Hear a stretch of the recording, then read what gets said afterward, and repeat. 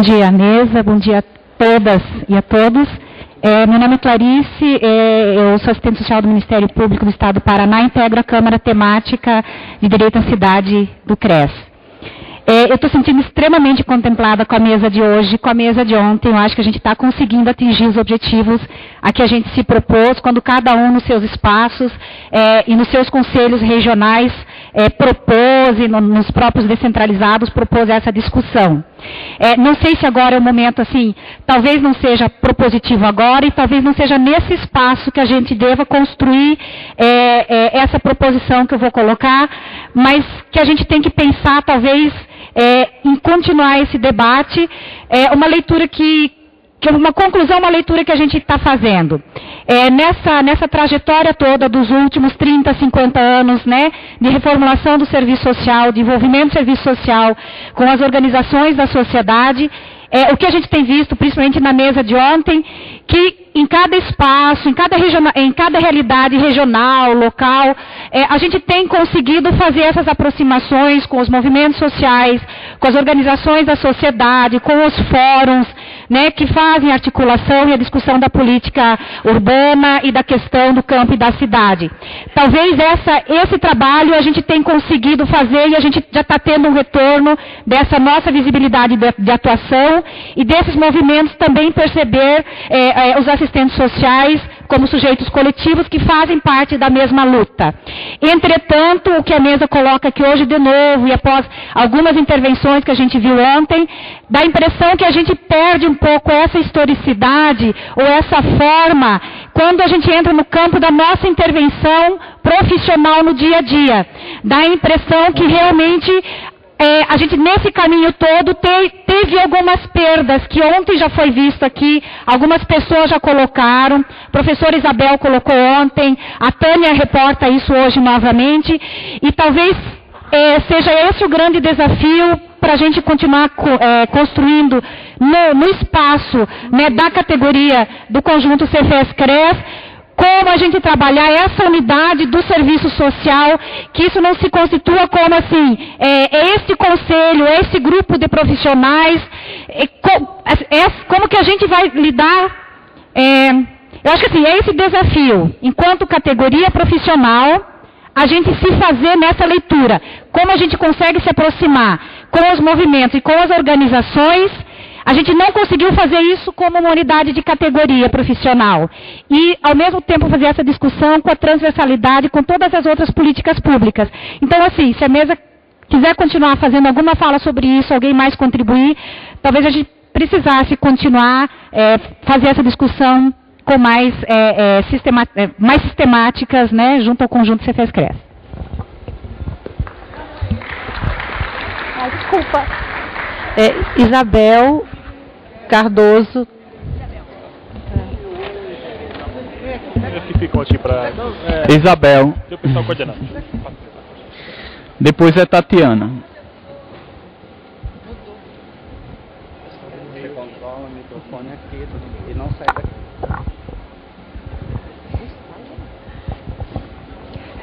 Eu quero primeiro falar da minha imensa felicidade com as discussões de ontem e de hoje, e a gente com certeza vai ter uma mesa à tarde também que vai completar ainda mais o conjunto tão rico das questões aqui colocadas. Mas tem uma lista grande de pessoas, então eu quero focar duas questões e pedir se a mesa pode trabalhar um pouco mais elas.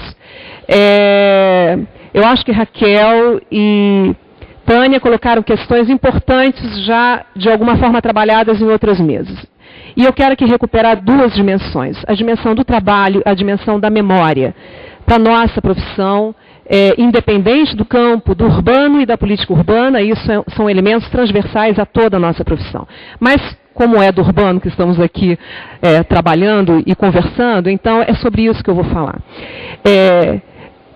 Se nós não reconhecermos e nos reconhecermos nas nossas condições de trabalho, nas nossas relações de trabalho, portanto, como trabalhadores que compõem a política urbana, nós vamos ficar no campo do reiterativo de diferentes questões que, inclusive, a nossa própria profissão já superou, ou teoricamente, ou ideologicamente, e reiterar, portanto, antigas dualidades, né? O teórico, o prático, a instituição ou o movimento social, não é esse lugar. E só fugimos desse lugar, só conseguimos desviar novamente dessas armadilhas se partimos da nossa memória, porque uma profissão sem memória é uma profissão sem história. E esta memória está construída na nossa profissão.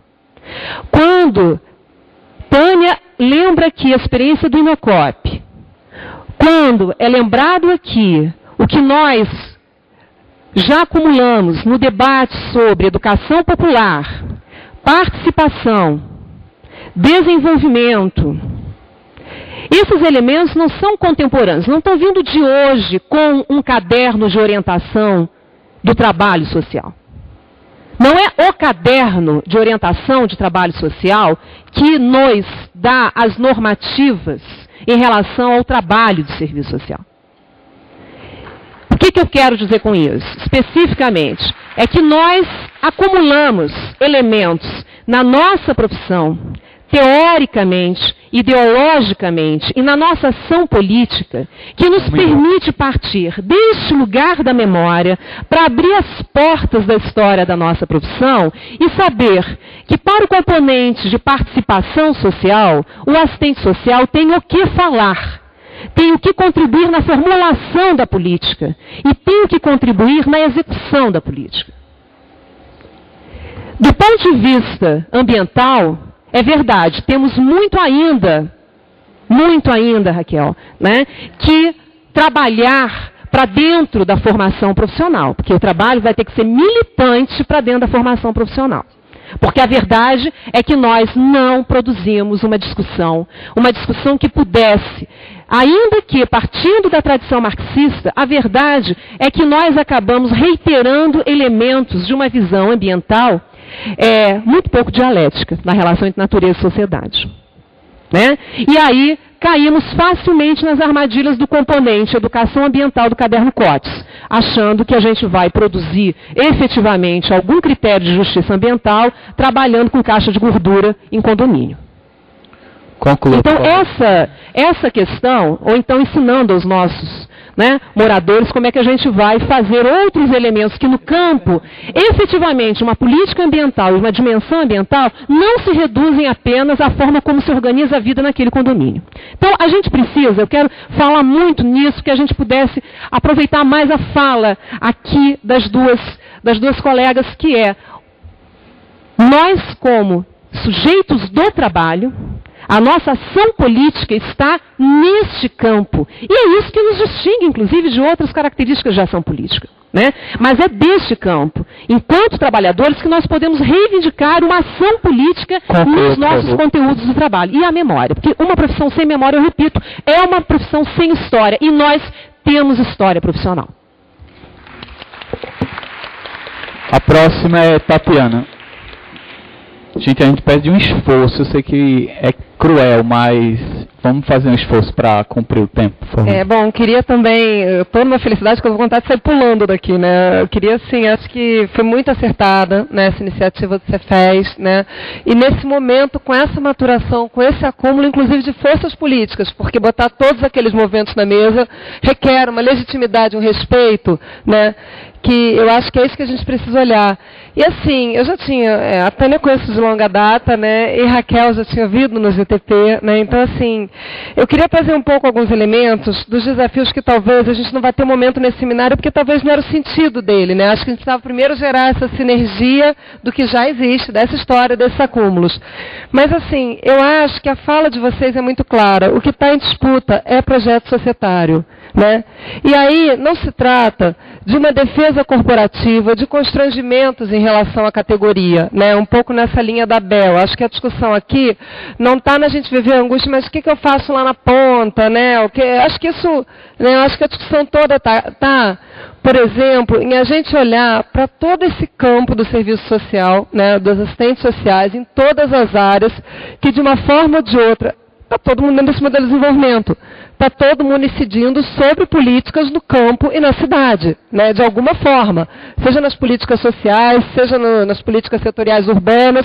Ou seja, a gente tem um desafio enorme, a partir das organizações nossas, né, do Cefes, da ABEPS, de outras organizações de luta, né, a gente tem um desafio enorme de disputar cada profissional, né, cada profissional para esse projeto societário, porque, na verdade, eu não me sinto nem um pouco constrangida ou sofrida, e não faço defesa corporativa de serviço social, quando alguém diz assim, ai, mas aí a assistente social fez isso. Gente, isso é projeto político, o ser humano é assim, entendeu? As pessoas têm ideologia na cabeça, e a gente tem que disputar as pessoas, a gente tem que disputar a partir desses processos. E é assim que eu queria sinalizar um pouco, né, a partir dessa fala de vocês, e a partir do que a gente está acumulando aqui, o quanto é importante, então, que a gente, em algum momento do seminário, né, frente aos desafios todos, e um pouco que a Maria, colocou ontem, né, nesse cenário de despejo, de derrama de profissionais no mercado de trabalho, muito mais preocupados a atender os requisitos do mercado, que é esse mercado que desenha esse modelo de desenvolvimento, e que vai dizer o que fazer no campo e na cidade, né? Como é que a gente faz essa disputa, né? No campo da formação, no campo de reforçar a importância da aliança com os movimentos. Isso é a pior cultura nossa. Ontem, na mesa da tarde dos movimentos, tinha meia dúzia de gatos pingados, né? Então, isso assusta muito ainda, né? Porque a gente ainda é muito institucionalizado. Agora é isso, não é dizer que os espaços institucionais não têm que ser disputados, mas têm que ser disputados na grande política, por cima. E não no pouquinho que é possível fazer, no que é possível a gente responder. Então, eu queria assim, só que vocês pudessem, em alguma medida, sinalizar, a partir dessas falas, a partir dessa preocupação, como a gente pode, porque a gente já tem algumas dicas a partir dos encontros estaduais, a partir das reflexões, né, que o Cefes já traz e tudo mais, como a gente pode sinalizar para uma permanente problematização crescente no campo de disputa de hegemonia na categoria. Aqui a gente tem que disputar para fora, mas a gente está precisando muito fortalecer para dentro temas que não são novos, são muito bem trabalhados por nós, mas talvez não tenha essa visibilidade. Tá?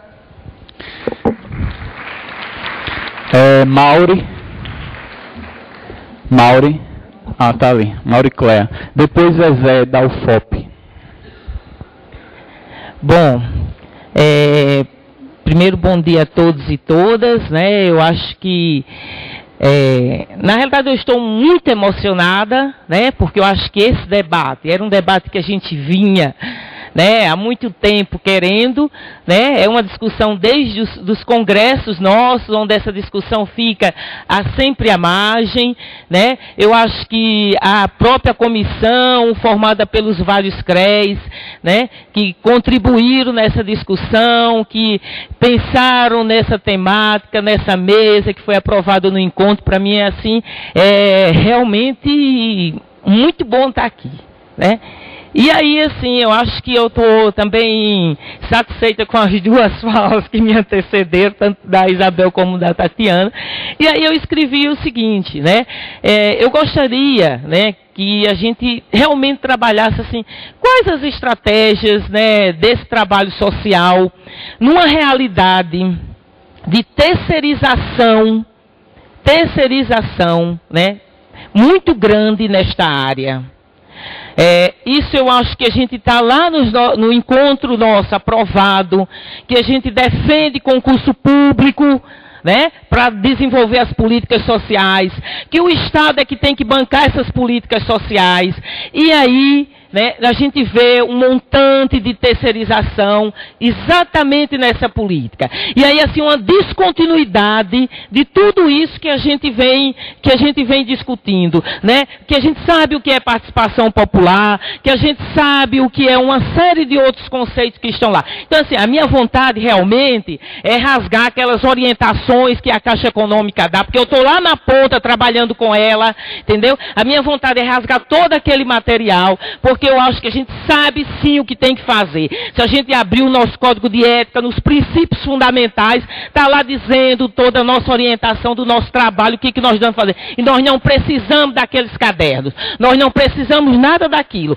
E aí, assim, essa questão das 30 horas, né, que hoje também está colocado, é também um problema sério. Um minuto. Né? É um problema sério, porque hoje a argumentação da não contratação, e aí não é uma discussão, né, eu também não tenho nenhum constrangimento em relação à questão de fazer uma defesa, né, da categoria dos assistentes sociais, porque a luta das 30 horas, companheiro, é uma luta histórica, ela vem da Revolução Francesa, né? Foi em 1800 e pouco que foi colocada a questão da redução da carga horária, e aí nós conseguimos sim, é uma luta, e eu acho que nós não temos vergonha de dizer e de querer as 30 horas, e argumentar que ela prejudica a contratação de profissionais. Eu acho que nós temos que se juntar com outros profissionais, com outras categorias, para conseguir as 30 horas, porque aí assim a gente vai ter condições de pensar num projeto de sociedade, de fazer militância em outros espaços. E aí assim, essa questão das 30 horas tem um impacto direto na contratação de profissionais assistentes sociais para desenvolver o trabalho profissional. Então eu acho que são questões, né, que estão aí e que nós temos que fazer esse enfrentamento. Obrigado e agradeço muito a vocês, a mesa de ontem, a mesa da manhã, a mesa da tarde e a todo o conjunto Cefascres por ter possibilitado essa discussão que hoje é muito cara para a gente. Obrigado. Não, é você. Próximo é Zé. Depois é Cris Dália. Boa tarde. Não sei se é bom dia, boa tarde. Bom dia, né? Então, eu venho assim também agradecer, né, por estar participando. Eu vim de Minas, né, da Universidade Federal de Ouro Preto, e estou cursando o curso Civil Social. Eu estou no 5º período. Né? Eu gostaria de fazer uma pergunta para a professora Raquel. Né, porque muito assim, acho que esse tema, tanto questão agrária, tanto questão urbana, assim, mexe comigo, né? Eu acho que a concepção a própria concepção de economia começou através da terra, né? Tanto política quanto econômica, né?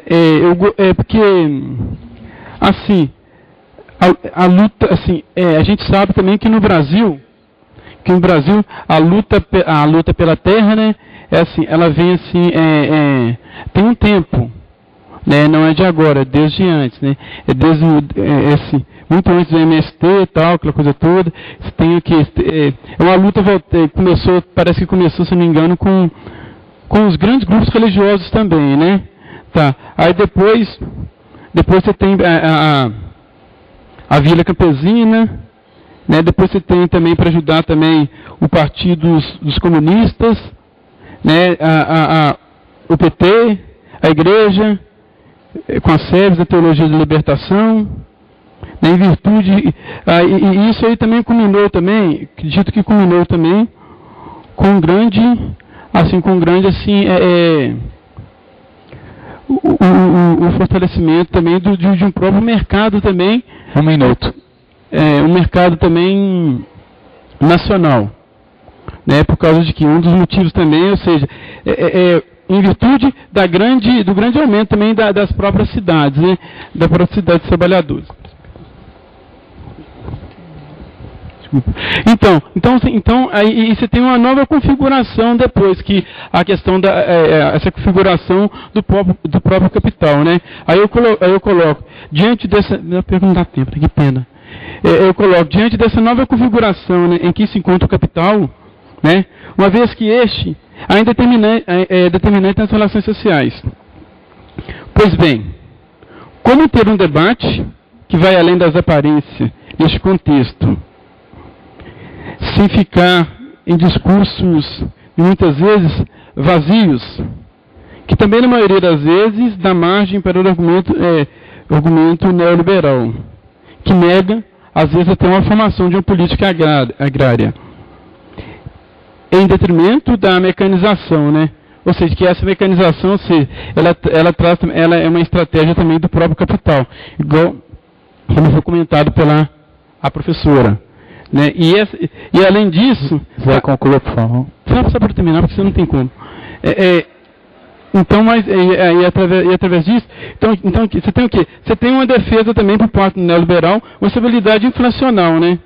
Que esse mesmo processo, ou seja, ele alija os trabalhadores para fora do mercado de trabalho. Então, a minha pergunta é essa: como a gente trabalhar dentro desse contexto neoliberal, né? Uma defesa de uma reforma agrária, né? Obrigado.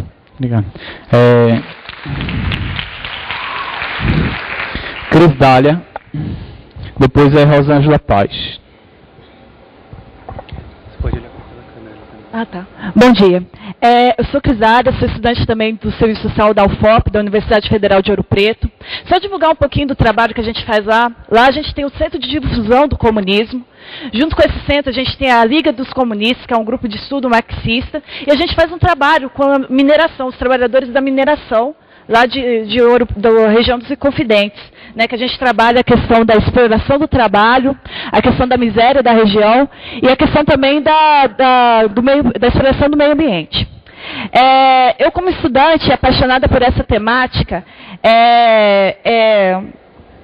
que eu fiquei contemplada tanto ontem como hoje, que questão agrária não tem como, questão urbana não tem como ser trabalhada se não estiver articulada com a questão agrária. As duas têm que lutar juntos para conseguir as melhorias. Então, eu acredito que a luta pela terra também é a luta contra o capital, mas, infelizmente, as políticas que são tomadas, como as políticas de assentamento, a agricultura familiar, que são implementadas pelos diversos governos que passaram pelo Brasil, hoje só são uma política de fortalecimento para o capital, né? Através da alimentação, da compra de maquinários, da questão dos créditos também, dos bancos. Então, eu gostaria que a mesa discutisse, porque eu não acredito que teremos uma reforma agrária enquanto tivermos nessa forma de governo, né? Nesse governo, como disse o Horácio Fernandes, um governo de capitalismo independente do capital externo. Então, eu gostaria que discutisse um pouquinho disso, né? Se a reforma agrária é possível ou não. Rosângela. Bom dia a todos. Eu também queria parabenizar essa mesa, Raquel, Tânia. Eu acho que elas foram muito felizes nas falas. E me parece que é fundamental a gente partir dessa discussão mais ampla, da compreensão da questão agrária, urbana, ambiental, entender as determinações que nós temos para tentar chegar numa agenda da categoria, numa agenda dos assistentes sociais, para entender um pouquinho quais são as possibilidades e construir as respostas profissionais da categoria nas políticas públicas. E eu, pegando um pouco a fala da Tânia, especialmente o final da fala da Tânia, eu acho que nós temos que avançar numa discussão de uma agenda que atue por dentro e que atue por fora. Eu acho que, eu entendo um pouco a Mauri Cléia quando ela levanta uma série de angústias do ponto de vista de quem está na ponta, mas eu acho que nós temos uma agenda ampla da categoria, mas nós temos uma agenda também que tem que ser construída por dentro dessas políticas. E eu acho que nós temos políticas. Eu não acho que hoje nós não temos políticas urbanas. Elas estão dadas com um determinado desenho, que nós podemos discordar dele, mas eu acho que é por dentro que nós temos que atuar também. Então, nesse sentido, eu acho que eu concordo que o tema da terceirização é um tema que nós temos que aprofundar. Hoje nós vivemos uma contradição muito grande. Por um lado, nesse processo, especialmente nas políticas urbanas e habitacionais, nós temos, por exemplo, percentuais para o trabalho social. E que trabalho social é esse que é realizado a partir do que está definido muito mais hoje pela Caixa Econômica do que pelo Ministério das Cidades? Eu acho que nós temos que olhar para isso e discutir o caderno e dizer, acho que não é rasgar o caderno, eu acho que nós temos que fazer uma avaliação crítica do caderno e dizer, não é para fazer assim, é para fazer de outro jeito. A categoria tem o que contribuir para essas normatizações. Por exemplo, a gente vive contradições. Tem percentuais de recurso público para trabalho social. O que nós temos que dizer? Esse recurso é suficiente? É insuficiente? há uma pressão muito grande das empreiteiras para que o trabalho social seja subordinado às obras. O que nós temos a dizer em relação a isso? A um movimento que existe das empreiteiras, do capital, para subordinar o trabalho social à dinâmica da obra e ao tempo da obra. Nós temos que nos posicionar e dar respostas. O Ministério das Cidades não tem uma área que normatize o trabalho social. Tem 2 assistentes sociais lá, precarizadas, que tentam responder, mas sem a menor condição. Não existe na estrutura do Ministério das Cidades o trabalho social, apesar de ter recursos para o trabalho social. Então, me parece que nós temos que ter uma resposta ampla e uma resposta por dentro. A resposta ampla, sim, de que o Estado tem que dar respostas, de que é concurso público, que defendemos as 30 horas e temos que ter resposta por dentro dos programas. O que temos a dizer da terceirização, dos percentuais para o trabalho social, do que está nos cadernos da Caixa Econômica, das normas, nós temos que dar respostas por dentro, avaliando e nos posicionando pelas normatizações também. Obrigada. Cíntia Fonseca. Depois é Silvana. Silvana Marcelino. Cíntia Fonseca.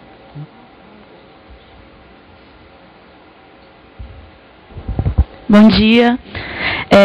Eu fiquei muito feliz com a discussão que a professora Raquel traz, dessa interface do urbano e rural, que é uma inquietação que eu percebo, não só no exercício profissional, mas no próprio processo de formação. E quando a gente vai fazer os trabalhos, né, a questão da política habitacional, né, pelo menos eu avalio que quando a gente vai olhar esses projetos, esses cadernos, eles homogeneizam, como se a gente tem que executar a mesma forma que a gente executa no urbano, a gente executar no rural. Né, eu já vi vários projetos habitacionais, por exemplo, de verticais, que a gente sabe que a cultura do rural é aquela história do quintal, da calçada, e aí quando a gente vem para executar, e aí realmente essa questão da subordinação da obra, já está feito o projeto de engenharia, já está lá, e a gente vai tentar construir uma nova cultura. Né, e aí cabe ao assistente social fazer esse processo de aculturação para que os moradores se adequem à obra, porque é mais barato pegar um terreno menor. E aí é uma questão que a gente tem que começar a avaliar, né, e foi muito boa a fala anterior, dentro dessa perspectiva de que como nós vamos nos impor quanto a isso, e não ficar só como aquele mero profissional que vai criar essas novas culturas, né, porque é isso que a Caixa quer nos impor. Uma outra discussão também, no próprio processo de planejamento urbano, dos planos diretores, dos planos de habitação, a gente às vezes cria uma visão equivocada de que a cidade é o urbano, e aí o próprio plano diretor, dentro das novas diretrizes, vem colocando que a gente também tem que trabalhar essas especificidades do rural, né, das questões rurais, e aí fazendo interface com as outras políticas, não dá para a gente criar os mesmos critérios populacionais para definir a política de saúde, para definir onde é que vai ficar um PSF, para definir onde é que vai ficar uma escola, porque dentro do raio de caminhabilidade do rural, as casas são muito espaçadas. Então não dá para me definir só pelo critério habitacional, só pelo critério populacional, como é feito a territorialização do CRAS, a territorialização do PSF, a definição das escolas, porque tem todo um processo de deslocamento, de acesso, que o rural é bem mais difícil, porque as comunidades elas são mais espaçadas do que as áreas mais adensadas, as áreas mais urbanas. E aí essa questão, né, retornando para a dimensão da formação profissional, o que me inquieta, porque não sei até que ponto, quando os profissionais eles não fazem essa diferenciação ou não colocam, se não é uma problemática do nosso processo de formação profissional. Né? No currículo de serviço social da UES, a disciplina Questão Urbana e Rural é no 7º semestre de 8. Então os alunos já estão com suas temáticas, vou estudar saúde, vou estudar assistência, então é uma disciplina que às vezes passa porque é obrigatória. Mas não dentro daquela dimensão de perceber a saúde, a assistência, as suas temáticas de monografia dentro dessa discussão. E aí, para finalizar, a discussão do serviço social do campo, né, que ontem um representante do MST colocou, que tem no Rio, e que a partir do próximo ano o Ceará também vai ter lá na UES a 2ª turma de serviço social do campo. E eu venho acompanhando o Pedagogia da Terra. E uma preocupação que eu acho que a gente tem que avaliar no serviço social do campo, que eu percebo que o currículo é muito legal, a proposta do Pedagogia da Terra, que é também um curso similar, que é pegar os militantes dos movimentos rurais, que acontece lá na Universidade Federal do Ceará, que há apenas quando vai discutir a sociologia, pegou o currículo dos alunos e colocou para os alunos da área rural, pegou o currículo formal da UFC e colocou para os alunos militantes e tenta, num processo de troca em sala de aula, construir esse nosso conhecimento sem ter tido um estudo junto com os movimentos. Por exemplo, a pedagogia do oprimido, que é uma metodologia que o MST aplica. Será que os professores que estão ministrando essa disciplina, eles têm domínio da pedagogia do oprimido? É só um repasse, eu estou passando para formar assentados, assistentes sociais, ou eu também tenho que me formar para levar isso até para o currículo dos alunos do serviço social que estão lá. Eu acho que essa troca, para a gente ter cuidado, para que não ocorra, como a proposta de pedagogia da terra é brilhante, mas em algumas disciplinas é só a gente formando pessoas dos assentamentos naquele currículo, né, da universidade, sem que a gente agregue também toda a dimensão pedagógica que os movimentos do campo podem trazer para a gente inserir no próprio exercício profissional, né, nós que estamos nesses currículos regulares. Concluí. Silvana. Depois de Silvana é Suelen. Depois de Suelen, Meire, do Cefes. De todas. Eu sou Silvana, sou do Rio de Janeiro, sou aluna da pós-graduação da Escola de Serviço Social da UFRJ. Eu gostaria, na verdade, de pedir para a mesa que pudesse abordar um pouco mais a questão da articulação com as outras profissões para a gente trabalhar as políticas, tanto no espaço urbano quanto no espaço rural.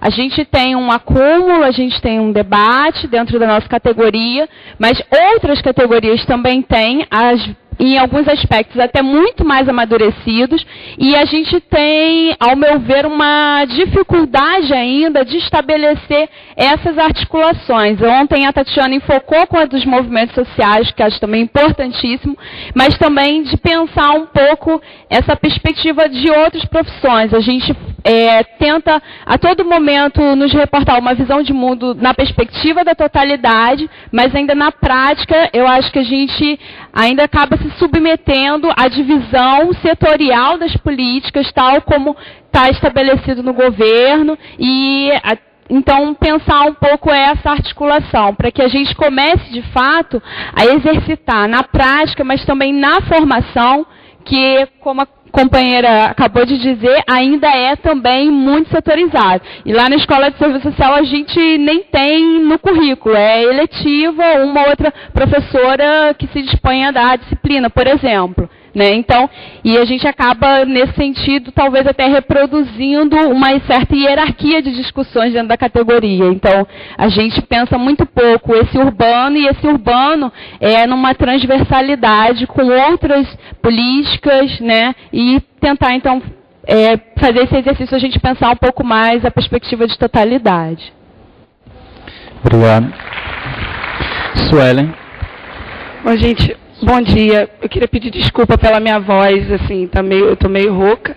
Eu vou fazer uma pergunta difícil para a mesa, que eu acho que não tem respostas. Eu acho que a gente está aqui amadurecendo um debate que, para mim, é super importante e é interessante. Eu sou assistente social, estudante também de pós-graduação da Escola de Serviço Social da UFRJ. E a minha primeira questão, assim, é uma pergunta sobre a dimensão da questão urbana. Quando eu vim para o seminário, pensando em debater e pensar a questão urbana, pensei que a gente ia falar da cidade e não necessariamente a gente ficar só no ponto da questão urbana relacionada às políticas habitacionais, às políticas de saneamento, às políticas públicas relacionadas à cidade enquanto corpo, enquanto um corpo de profissionais que age sobre esse corpo que é a cidade. E aí eu queria trazer uma dimensão do assistente social, que a gente falou muito do assistente social enquanto trabalhador, do assistente social na cidade. E aí o assistente social, dentro das relações precarizadas de trabalho, para chegar no seu trabalho tem que pegar às vezes 2 ônibus, e aí você tem a dimensão da mobilidade, por exemplo, que é uma questão que a gente discute nas políticas urbanas. Então, assim, estou tentando trazer um pouco dessa dimensão do assistente social enquanto trabalhador e do assistente social na cidade, e a gente não ficar preso ao debate da questão urbana relacionado só às políticas habitacionais, porque o assistente social que está no CRAS, ele vai, pelo menos no Rio de Janeiro, trazendo um pouco da minha experiência, o assistente social que está no CRAS no Rio de Janeiro, ele vai atender, de repente, uma população de um determinado território de uma forma atravessada pelas relações de violência, de poder, de um Estado extremamente punitivo, que é o que a gente vê no Rio de Janeiro hoje. Então, o assistente social que vai estar no sistema socioeducativo, ele vai atender aquele jovem que foi preso numa determinada região da cidade. Então, assim, trazer um pouco a dimensão da espacialização das relações sociais e a gente não ficar preso só à discussão da política habitacional e do assistente social enquanto um cidadino, é alguém que circula na cidade, é alguém que, junto com os outros trabalhadores, vivencia as contradições da cidade. E aí, nesse sentido, eu queria só assim, trazer uma pergunta, que é a pergunta difícil, desafiadora, que eu acho que todos nós estamos tentando responder, que é os limites da nossa potência. A gente falou, né, sobre a possibilidade do nosso projeto ético-político de construir alternativas. Eu acredito que tem um limite da gente enquanto profissional. E aí tem a dimensão ética, a dimensão dos valores, a dimensão de quem nós somos e o que os assistentes sociais querem enquanto sujeitos. E eu acho que passa para além da discussão da profissão. Então, eu queria muito que a mesa falasse um pouco sobre esses limites da nossa potência, até onde a gente consegue ir enquanto profissão e até onde a gente vai enquanto sujeito coletivo. E aí tem uma dimensão ética importante de quais são os profissionais que se dispõem ou que têm uma dimensão ética transformadora. Então, eu queria que a mesa falasse um pouco sobre isso. Eu só tenho um tempinho ainda, eu acho, só dar um informe, que é um pouco de algumas... Eu tenho acompanhado alguns movimentos sociais no Rio de Janeiro, algumas organizações de defesa dos direitos humanos. Eu costumo brincar que eu sou uma assistente social não institucionalizada, porque eu tento acompanhar esses espaços e aí eu queria fazer um chamado à categoria para registrar e para que a gente possa começar a pensar a dimensão dos movimentos sociais, a dimensão da sociedade civil, a dimensão das relações contra-hegemônicas que a gente tenta pautar. A gente tem análises brilhantes sobre o Estado, a gente tem análises brilhantes sobre as políticas urbanas, mas a gente tem muito pouco produzido sobre movimentos sociais, sobre experiências de profissionais que estão ali atuando com os movimentos sociais, com as organizações até não governamentais. Então, queria trazer um pouco desse chamado para que a categoria possa, né, que a gente possa começar a pensar sobre a dinâmica da sociedade. E aí isso é um papel importante nosso para dar visibilidade aos sujeitos coletivos. Obrigada. Desculpa passar o tempo. Meire.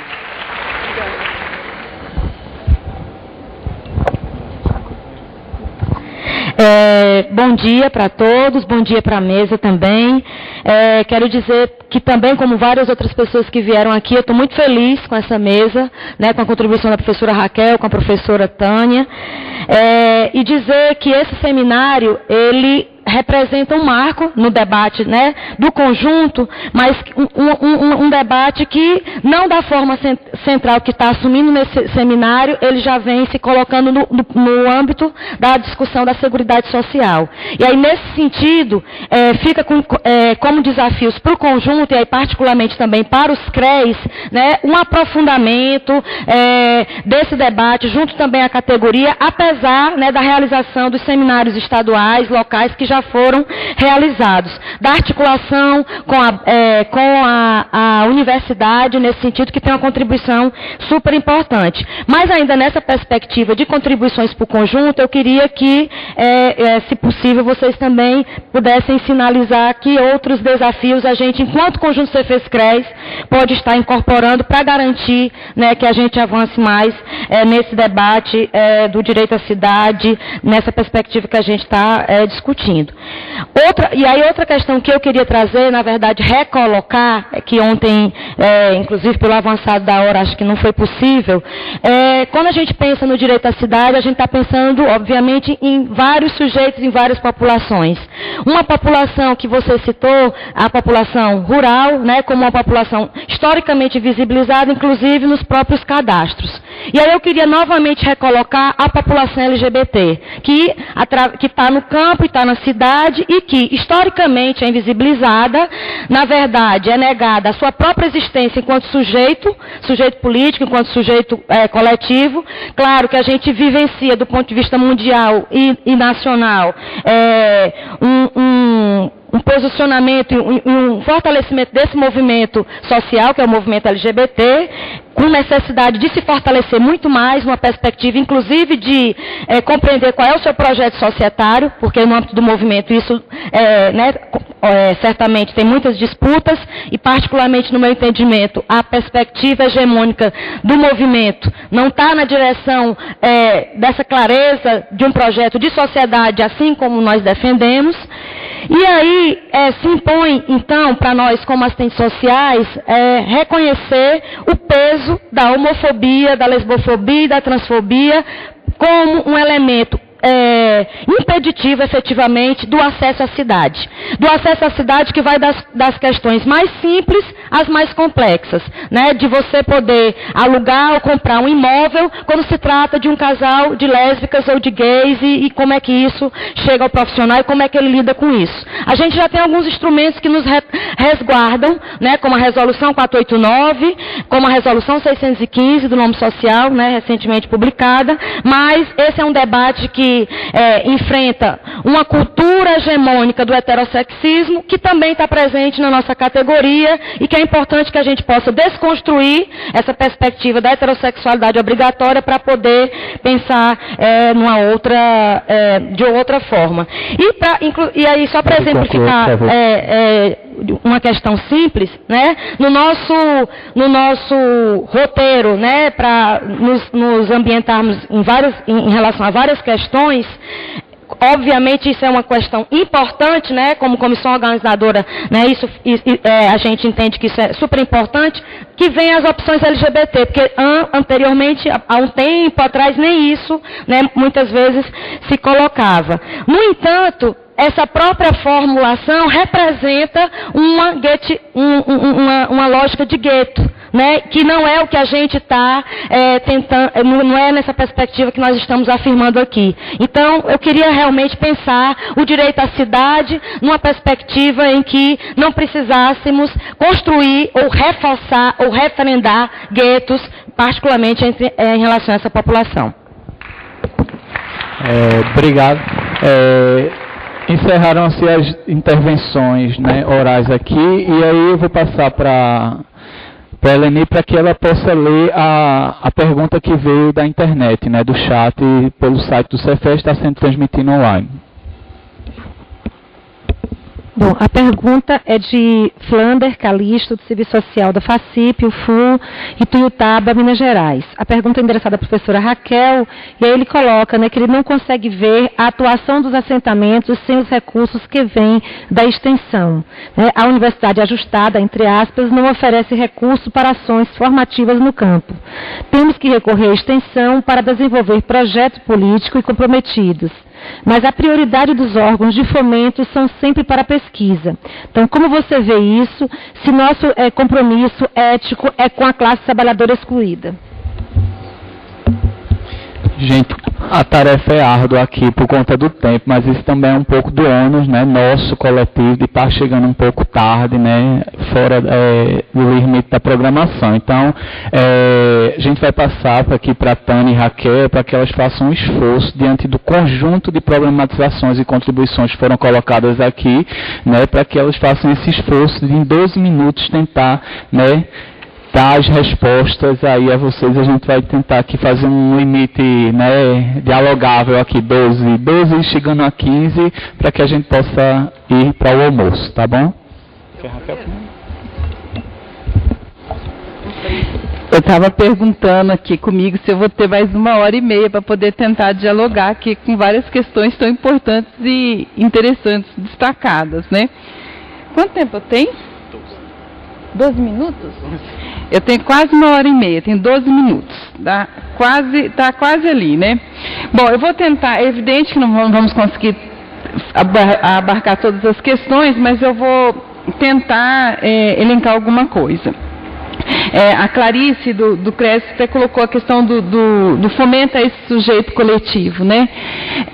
Acho que a nossa responsabilidade num país onde a mídia ela tem uma incisão tão forte frente à classe trabalhadora, principalmente os canais abertos de televisão, é muito importante que nós, profissionais, sejamos um canal de visibilidade para os movimentos sociais, mesmo que a gente não tenha aí, você está trabalhando na política de saúde, discutir a presença dos movimentos sociais, inclusive em outro âmbito, é necessário, e a gente pode fazer isso mediado por relações do cotidiano.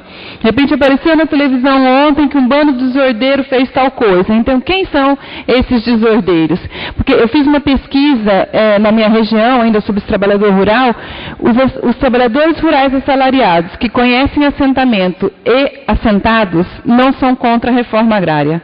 Os trabalhadores rurais que só conhecem assentamento e acampamento por meio da mídia são contra a reforma agrária. São contra a luta pela terra. Não é exatamente contra a reforma agrária, porque ele não tem muita clareza na distinção entre reforma agrária, luta pela terra. Ele é contra o movimento sem terra. Percebem a dimensão e a importância que tem? Como o tempo é muito restrito, eu só vou pontuar essa questão. Com relação ao que a Isabel destacou, a questão da memória. Outro dia eu estava conversando com a professora Onilda, que está até aqui presente também. Nós estamos perdendo um pouco a memória do rural, da atuação do serviço social no âmbito rural. Nós perdemos uma das nossas principais implementadoras lá da Faculdade de Serviço Social de Lins, que foi no Buco Kameyama. E nós estamos perdendo um pouco dessa história, nós temos um pouco disso retratado da Faculdade de Serviço Social de Lins, o Maxwell está aqui também, ele já fez um pouco dessa história, mas nós precisamos recuperar e no âmbito urbano, eu não conheço muito como é que está essa publicação, mas eu orientei uma aluna que discutiu o trabalho do assistente social junto aos movimentos sociais. E aí ela elencou todo aquilo que estava mostrado e sistematizado. É muito pouco. Parece que a gente não tem uma atuação tão presente junto aos movimentos sociais quando a gente vai ver o registro feito, seja em trabalho científico, seja em teses de dissertação de mestrado ou em tese de doutorado. Uma outra coisa é a questão da educação ambiental. Educação ambiental para quem? Né? Hoje, educação ambiental é marketing, assim como o programa de saúde do trabalhador é marketing de empresa para ajudar a vender mercadoria. Então, se nós queremos fazer educação ambiental, nós temos que fazer alinhado ao nosso projeto ético-político, que traz necessariamente uma leitura crítica do que é a insustentabilidade do capital. Até o conceito de sustentabilidade nós temos que questionar, porque a lógica perversa do capital não permite freio. É insustentável. Então, nós temos que, inclusive, amadurecer para fazer essa discussão da insustentabilidade desse modelo econômico e sem abrir mão de uma discussão sobre educação ambiental. E isso é perfeitamente possível. A Tatiana fala da questão das disputas e nós vamos defender qual projeto. Aí, só dialogando um pouquinho com a Mauricléia também, eu acho que eu entendi que quando foi discutido, não faço uma defesa corporativa, eu não defendo qualquer profissional que faz, por exemplo, que tem uma atitude contrária aos interesses da classe trabalhadora. Eu acho que eu entendi nesse sentido, e eu acho que eu tenho uma posição muito semelhante. Agora, e com isso, a gente não está reconhecendo que não existe limite para a atuação profissional. Às vezes, o profissional é designado para ir lá acompanhar o despejo dos trabalhadores. Ele não concorda que haja o despejo dos trabalhadores. Ele não acha que está certo ir lá fazer o despejo dos trabalhadores. Ele é designado.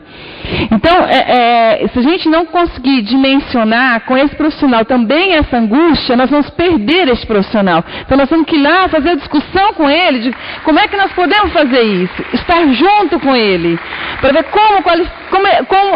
porque, assim, esse é o nosso papel, inclusive das entidades CFES-CRES, eu acho que é muito importante a gente considerar isso.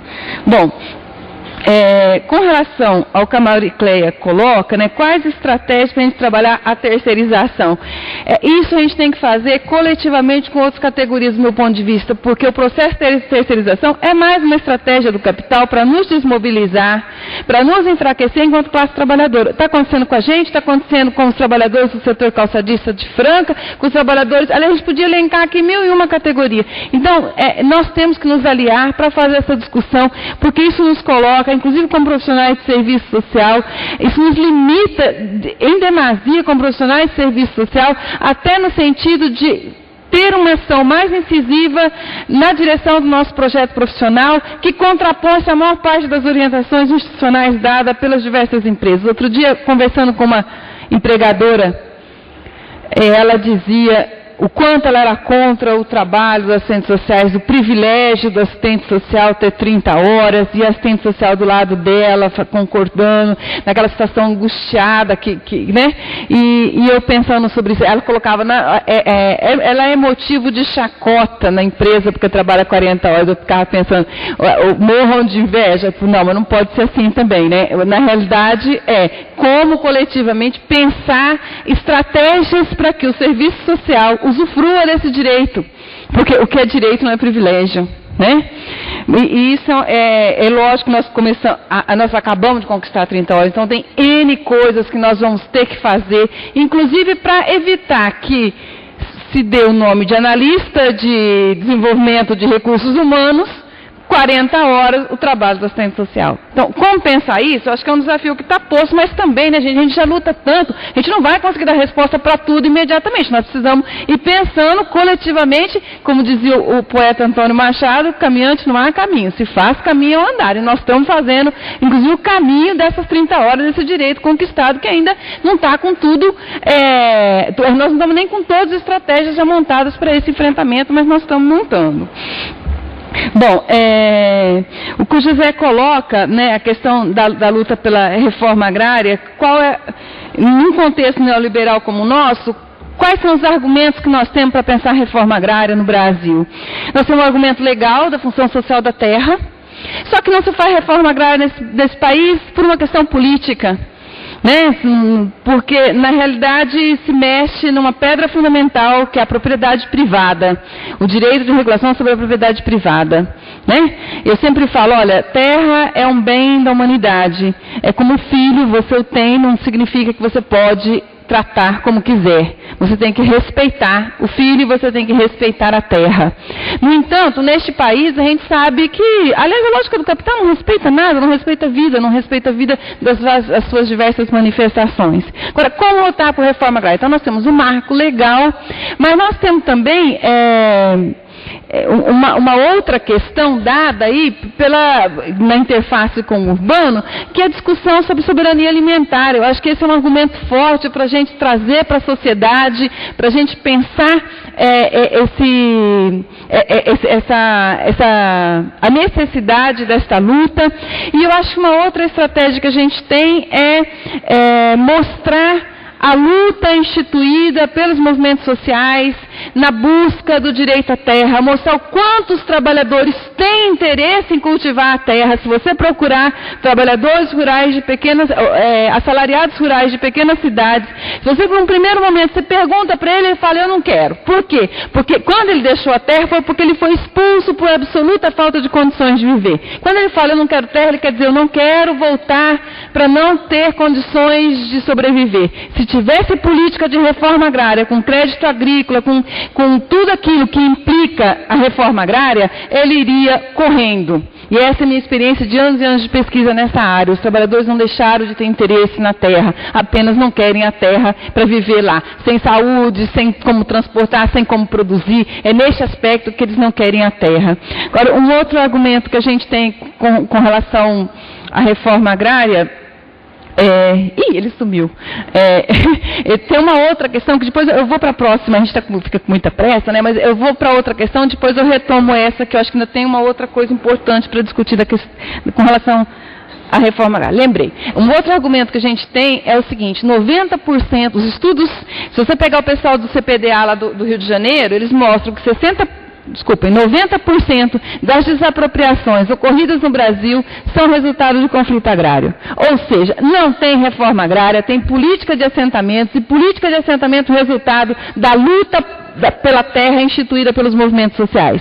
Ter consciência disso é fundamental. Dar visibilidade para isso é fundamental até para legitimar a luta pela terra e a luta dos movimentos sociais. Porque se não fosse ele, não teria nem política de assentamento nesse país. O agronegócio estaria, inclusive, conseguindo retirar ainda mais, o maior número ainda de pequenos produtores que continuam resistindo. Aliás, meu irmão estuda a questão agrária também e ele conseguiu, por meio de estudos, comprovar que o trabalhador, o pequeno produtor rural, que consegue se manter na propriedade, é aquele que desenvolve pluriatividade, não pega dinheiro no banco e não se integra aos CAIs, aos complexos agroindustriais. Olha que significativo que é isso, gente. É aquele que não adere ao modelo de desenvolvimento agrário por inteiro. Ele pode até ter uma atividade voltada para o mercado, mas ele tem uma pura atividade de maneira a poder se manter. Como não dá para desenvolver muito, vamos para a próxima. Bom, a Cris Dália colocou sobre a questão das políticas públicas agrícolas, são voltadas para o grande capital e que talvez a gente nem consiga, e a dificuldade de pensar a reforma agrária nesse contexto, né? Quando ela fala política agrícola, ela está absolutamente correta. As políticas agrárias e as políticas agrícolas são todas voltadas para os interesses do capital. Agora, trabalhador rural e camponês, e aí a população tradicional, a população quilombola é uma coisa que a classe dominante deve ficar muito incomodada com eles, porque não acaba nunca, né? A resistência desse povo é uma coisa maravilhosa, e se vocês quiserem continuar tendo esperança, vão trabalhar com os movimentos sociais e com essa população. É uma coisa que realmente reanima a gente para a luta. Já estão olhando para mim aqui. Bom, então eu acho que apesar da reforma agrária não estar na ordem do dia, no discurso do capital, tem que estar na ordem do dia daqueles que combatem o capital e aqueles que defendem a classe trabalhadora, né? Aí eu nem vou comentar da Rosângela a luta por dentro e por fora, que eu acho que eu até mencionei alguma coisa com relação a isso, né? Quando a Cíntia fala da homogeneização da cultura, eu só gostaria de destacar uma coisa.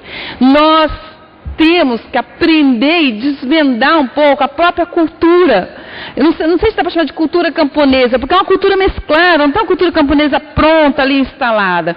Mas a gente não consegue imaginar que tem alguém que olha para você e diz, olha para o tempo e diz, daqui 2 dias vai chover. Você fala, nossa, mas isso é bom de chute, hein? Aí você vai convivendo e todo dia que ele fala que vai chover, mesmo sendo dali a 2 dias chove. Que saber é esse que a gente não identifica e que muitas vezes a gente registra lá sem qualificação? Que saber é este?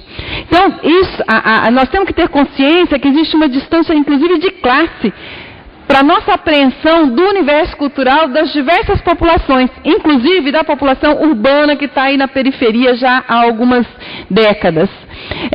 Ter consciência disso é um ponto fundamental para a gente estabelecer de fato um diálogo e não para que a gente vá conversar com essa população com um discurso já pronto e que passa por valores da nossa própria classe, desse nosso fragmento, da nossa situação de classe que via de regra está associada aí a uma... Se eu fosse usar uma linguagem weberiana, eu diria que a maior parte dos assistentes de sucesso é na classe média baixa, né? Deve ter os ricos também, mas a maior parte está aí como recebendo o salário mínimo proposto pelo DIEESE, ou um pouco mais que isso, ou seja, então, classe trabalhadora mesmo, né? Bom, com relação aos critérios da política, a percepção para o rural, nós estamos até fazendo um estudo lá em Franca, como os critérios não conseguem, os critérios dos índices sociais de uma maneira geral, não conseguem, de fato, trazer elementos suficientes para a análise da situação, por exemplo, dos assentados. Nós temos um foco lá de discussão da questão agrária, eu digo como foco porque é pequeno, né? A professora Nilda está comigo nesse trabalho lá, mas tanto de pesquisa quanto na área de extensão universitária voltada para o rural. Então, uma aluna minha de doutorado está discutindo como estes índices aparecem. Agora, a minha experiência com os assistentes sociais é que essa invisibilidade do rural vai se traduzir também na dificuldade de pensar qualquer ação que possa ser mais incisiva, voltada para o trabalhador rural. A maior parte dos profissionais, mesmo estudando e discutindo a centralidade do trabalho na definição da vida, Quando eu pergunto quem é o principal usuário da política pública, ele se reporta à perspectiva sistêmica, designando este usuário pelo segmento a que ele pertence. Idoso, criança, ele não consegue ver o filho do trabalhador, ele não consegue muito fazer o recorte de classe, e isso prejudica também a visibilidade sobre proposições que teriam um recorte mais classista. Porque seria iniciativa nossa, não é da política. A política, por exemplo, a política de assistência social, com todos os nossos avanços, com todas as nossas conquistas, tem uma formatação sistêmica, e isso a gente não precisa, isso não elimina, inclusive, as potências da ação nesta área. Mas tem um recorte sistêmico, e nós, profissionais, é que temos que ter um outro recorte na análise dessa realidade. Vamos correr mais um pouquinho. Então, eu gostaria de falar um pouco mais sobre isso, mas, infelizmente, não vai dar tempo.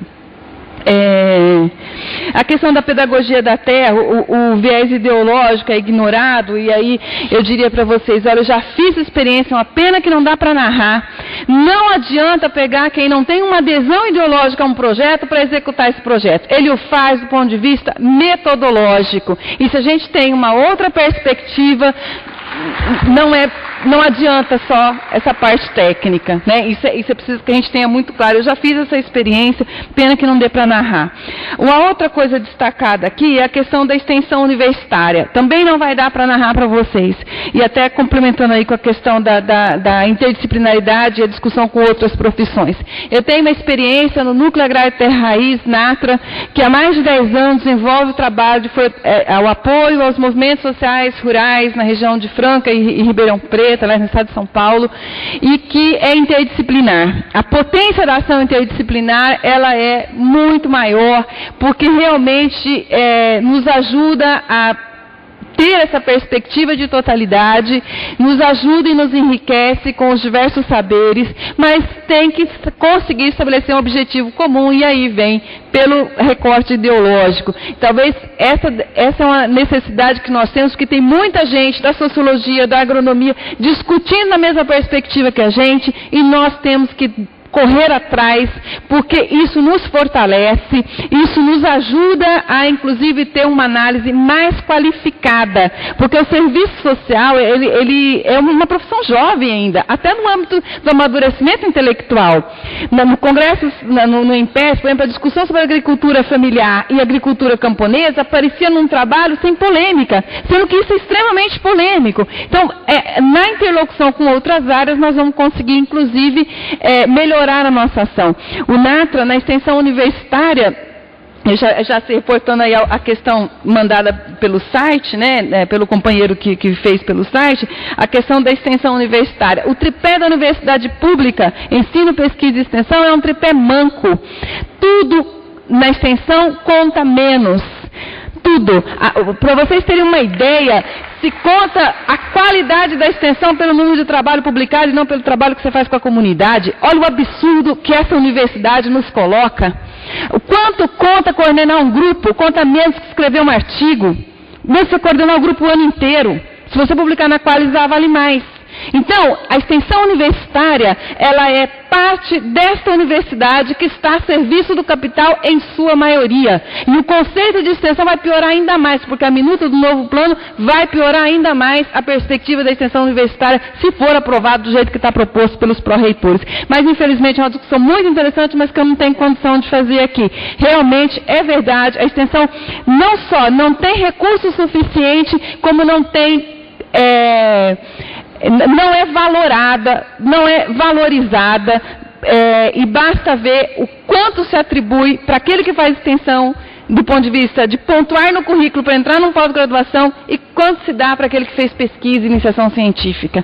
Então, apesar disso, continuamos fazendo extensão, porque é onde nós podemos, aqueles que estão na universidade, fazer com que realmente haja uma troca de saberes entre nós da universidade e a população, é onde nós podemos aprender e dar ao aluno condições de perceber a dimensão concreta da luta de classe instituída nessa sociedade. Agora, ele não vai deixar eu falar mais mesmo, né? Faltou do limite da nossa potência. Eu acho que você tem razão, porque nós não podemos carregar o peso do mundo nas costas. Nós temos que saber o que é nosso, o que dá e o que não dá para fazer, né? A Marilda já nos alertou sobre isso. Se a gente tiver isso claro, não tem problema que o limite seja nessa ação eu vou ter que ir lá fazer isto que eu não concordo. O importante é que depois eu consiga pensar com alguém, com algum segmento, alguma estratégia para, de certa maneira, fortalecer o projeto que eu defendo. Tá bom. Muito obrigada.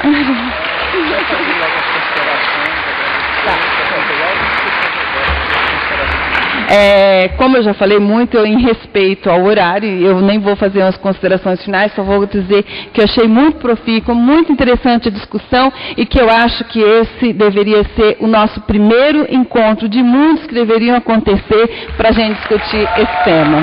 Muito obrigada. Bom, vamos passar a palavra para a Tânia e já solicitar que, ao final, ela faça as considerações finais para a gente já ir tentando encerrar. Bom, gente, primeiro eu quero dizer que, na verdade, eu também, assim como Raquel, o conjunto de questões que vieram e para a gente falar em 10 a 12 minutos é praticamente impossível. Mas, por outro lado, também eu quero dizer que eu vejo essas perguntas como uma forma de continuidade às nossas reflexões.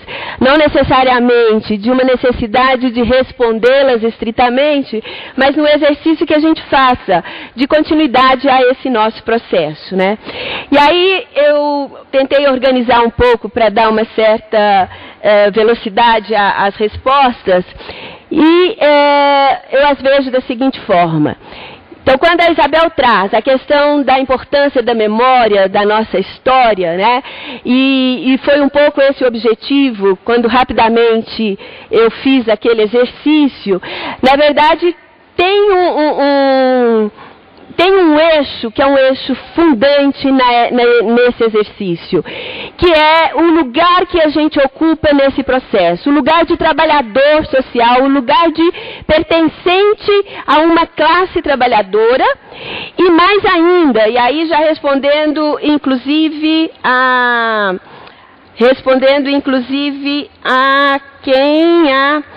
Silvana, né? O lugar na classe trabalhadora articulado com outros profissionais, com outros sujeitos que detêm um outro tipo de conhecimento. Eu acho que é muito interessante a gente refletir, inclusive nesse processo do campo urbano, eu fiquei lendo, por exemplo, sobre arquitetura. Também a arquitetura vivenciou, ainda que não chame como movimento da reconceituação, mas também a arquitetura na década de 60, ela vive um momento de crítica e de revisão do seu processo de formação e exercício profissional, assim como várias outras profissões. Então a gente deve sim buscar essas referências como um diálogo, inclusive nessa perspectiva, e aí um pouco quando a Mauricléia traz, né, esse lugar do imediatismo do trabalho profissional, nessa perspectiva de construir estratégias de enfrentamento ao que vem sendo colocado hoje para nós, né? Estamos sim, aí eu concordo com a Tatiana, são projetos em disputa. E são projetos em disputa que precisam de necessariamente a gente se debruçar sobre eles para identificar as diferentes determinações que são dadas, né? Que na verdade, e aí eu entendo todo o movimento, inclusive a resposta que Raquel deu é super densa nesse sentido, são perguntas que muitas vezes, diante desses projetos em disputa, são perguntas que muitas vezes nos aparecem, nos são colocadas, né? A reforma agrária é possível? A reforma urbana é possível?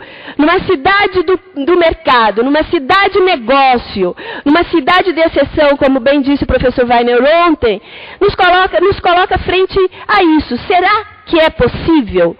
Né? Existe possibilidade no horizonte? Né? Então, na verdade, isso remete sim ao nosso processo de formação profissional, remete sim a gente parar para pensar sobre o nosso exercício profissional, no nosso cotidiano profissional, e aí sim pensar os limites, mas não deixar de colocar também como desafios, como horizonte ao ser alcançado, como perspectiva, né? Que estratégias, que finalidades podemos desenhar. Porque é exatamente deste lugar que eu coloco. São as determinações que estão dadas nos processos da vida social, que, na verdade, desenham para nós as possibilidades de avançar, as possibilidades da liberdade. É o velho Marx, né? Nos processos existentes se cria o novo, né? E é esse o exercício que a gente deve necessariamente fazer cotidianamente. E aí, por exemplo, né, respondendo a Clarice, quem mais que colocou esta questão, a própria Cíntia, enfim, a Suelen, existe uma responsabilidade do que a gente denomina o conjunto Cefes-Cres. Uma responsabilidade que está sendo mobilizada, motivada e que está sendo impulsionada cotidianamente nas respostas que coletivamente têm sido dadas, nos movimentos que coletivamente têm sido desenhados para construir enfrentamentos a essa sociabilidade que vivemos hoje, na possibilidade, né, de uma outra sociabilidade. Mas o que eu quero reforçar é que não só. Essa responsabilidade é uma responsabilidade, primeiro, nossa enquanto uma categoria profissional, mas também não só. É nossa como sujeitos coletivos pertencentes a uma classe trabalhadora. Porque senão, sim, a gente acaba aceitando aquilo que muitas vezes nos é direcionado, né? As responsabilidades por aquilo que não funciona, pelo trabalho que não é efetivado, pelas dificuldades do cotidiano, pela violência de bairros que são projetados com uma determinada visão de mundo e que depois, pela própria desresponsabilização do Estado, pelas formas, pelas estratégias que o capital assume hoje, se transmutam em espaços de violência, né, em espaços de repressão aos jovens, às famílias das classes trabalhadoras, das moradias precárias. Então, é um movimento necessário que a gente tem que fazer, de colocar o debate nesse contexto mais amplo e cotidianamente, desde sim as condições objetivas do nosso trabalho, porque só assim a gente vai fazer o exercício de desvendar essas condições objetivas, que sim, estão restritas aos processos apontados, né, dos contratos, etc, etc. Então, eu acho que estamos vivendo um momento. E aí, eu volto para responder um pouco a Rosângela e mais também a Suelen. Se eu passei a mensagem que não temos políticas urbanas, não foi esse o exercício. O exercício que eu quis fazer, ao contrário, é ainda que rapidamente, ainda que pontualmente, mostrar o tanto que estamos para e passo na construção de um projeto de sociedade que não é, né, na verdade, o que está se idealizando, não é necessariamente aquele projeto que vimos contribuindo na sua construção. Em outras palavras, o que eu estou dizendo estamos num momento bastante aberto para o novo. Um novo que, a meu ver, assim como construímos em outros movimentos no passado, nós, e aí sim, com outros sujeitos coletivos, com outros sujeitos profissionais, nós temos a capacidade teórica, ética e política de construir esse processo, de adensar esse processo. E aí, veja, quando a Rosângela cita a questão dos recursos para o trabalho social, hoje a gente conta com 1.135 bilhões de reais para o trabalho social, compatibilizando os recursos vinculados tanto para a urbanização de favelas, quanto o programa Minha Casa Minha Vida. Ou seja, vivemos um tempo absolutamente diferente de tempos passados, quando sequer se pensava em recursos para o trabalho social ou quando os recursos para o trabalho social vinham de emendas parlamentares. E todas as negociações necessárias para dessas emendas parlamentares. Então, na verdade, mas por outro lado, e a própria Rosângela cita, e eu concordo absolutamente, é uma disputa, são projetos em disputa. Porque estão aí as grandes construtoras. Não sei como está este processo hoje. Mas em 2009, no início desse processo, tínhamos por volta de 7 grandes construtoras no diálogo para a implantação desse programa. Então, na verdade, o que a gente tem que fazer e discutir, e aí sim, concordo absolutamente, é adensar esse debate. Não é uma outra agenda, é somar a essa agenda. Uma agenda, sim, por dentro, na medida em que a gente vai caminhando no desvelamento dessas contradições todas, das formas como o trabalho se concretiza hoje no cotidiano, e aí, conforme Raquel disse, não só para os assistentes sociais, mas para os trabalhadores sociais.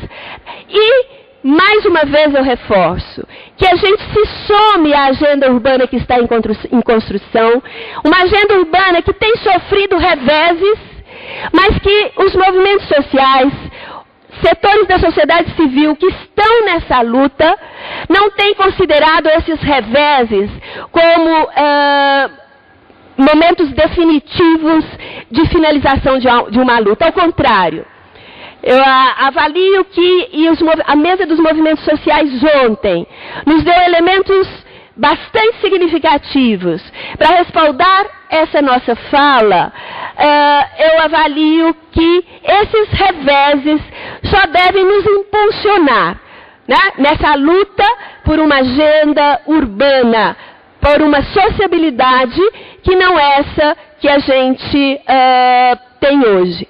Ou seja, a gente tem, e o que a gente tem que fazer e aí eu finalizo respondendo um pouco a Clarice e a Tatiana. Nós temos, pelo conjunto Cefres-Cres, mas não só, eu acho que é um compromisso coletivo de uma categoria, mas também não só, uma categoria que tem aprendido, no decorrer da sua história, trabalhar com os mais diferentes sujeitos profissionais e políticos e coletivos, que a gente cada vez mais adense esse debate de uma agenda por uma sociedade justa e igualitária, sem discriminação de raça, sem discriminação de gênero, sem discriminação étnico-racial, pela diversidade que realmente responda à diversidade social, econômica e política da nossa sociedade brasileira. E com isso eu agradeço a possibilidade de ter participado desse seminário, de ter participado desta mesa, de poder contribuir para que a gente possa continuar refletindo, pesquisando, buscando as mais diferentes fontes de referência, nos respaldando nos mais diferentes diálogos que estão postos aí, para que a gente continue, sim, esse debate, mas que a gente tenha um cuidado imenso, que a gente não restrinja esse debate no campo restrito, aí com aspas mesmo, das políticas urbanas, mas que a gente consiga, e aí retomando a Carta de Maceió, que continua ainda uma referência para nós, que a gente faça o debate nessa perspectiva ampla,